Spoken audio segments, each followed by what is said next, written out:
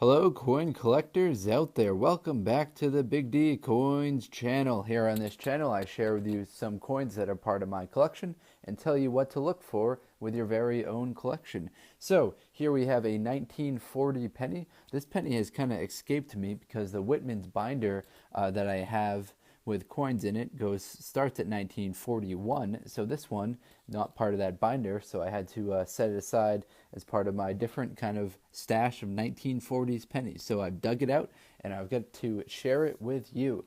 Now unfortunately this coin is not in the cherry picker's guide to rare die varieties of United States coins, so there don't appear to be any known error coins with this particular coin. So we're just going to kind of talk about the basics of this coin, what it's made out of, what the design is, what the mintages were, and what some higher grade coins are worth. So that higher grade coin value is probably the more interesting part for the experienced coin collectors. Some of the beginning coin collectors might be more interested in the metal content and kind of the design and the features. All right, so let's start off with the basics. This coin was made from 1909 to 1958, so that's kind of toward the end of that. It's known as the wheat ears reverse because of its reverse, which has two wheat ears going along both sides of the coin. All right, so the weight of the coin at 3.11 grams is what it should be, and I've got my trusty little scale out, so let's test that out. Put it on the scale, and what have we got? 3.08 grams, so pretty close. Definitely in the right ballpark to know that it's not made out of the wrong metal content. All right, so it's supposed to weigh 3.11 grams, made out of 95% copper, 5% zinc. All right, so in 1982, that's when they switched the metal content. So if yours is, I think 1983 and after, it will weigh 2.5 instead of that 3.11 grams. So the melt value of this coin is actually above a penny. The melt value of this coin is 2 cents. That's based on mostly on the copper value of the coin and not the zinc value. So some people hang on to these coins because of their copper value alone. An interesting kind of section on eBay is where you can see people selling bulk pennies for their copper value. I guess people are hanging on to them because they, I guess, want to melt it down somehow, or they want to use it as a way to store value in case something were to happen, kind of similar to how people hold on to gold as a way to store value. So what was going on in 1940? Back in 1940, FDR was the president.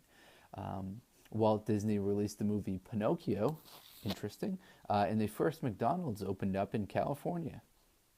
So some great American history happening in 1940.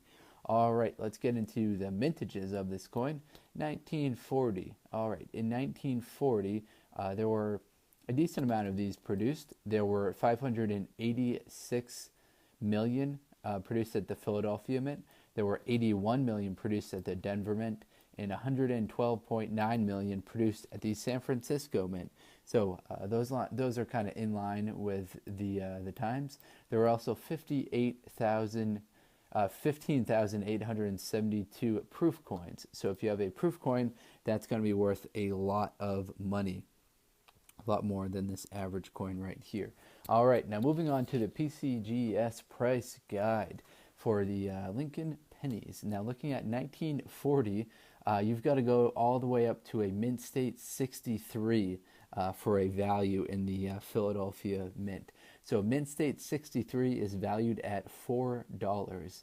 Mint state 64 is 5, 65 is 8, 66 is 32, 67 is 150, and mint state 68 is valued at $11,500. So quite a lot of value for the mint state 68.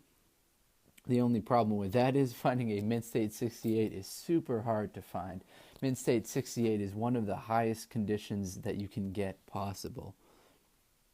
I'm not aware of any mint state 69s ever. In fact, the PCGS price guide online only goes up to 68.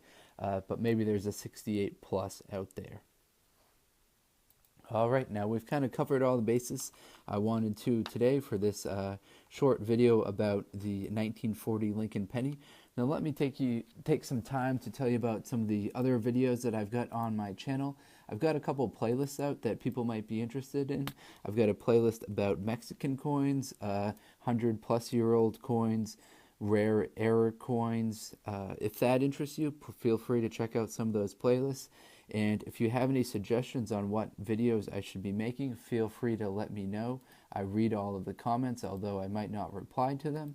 I read them all and take the suggestions very seriously. So if you enjoyed this video, please leave a comment, give me some advice, tell me what you're looking for to see in upcoming Big D Coins videos.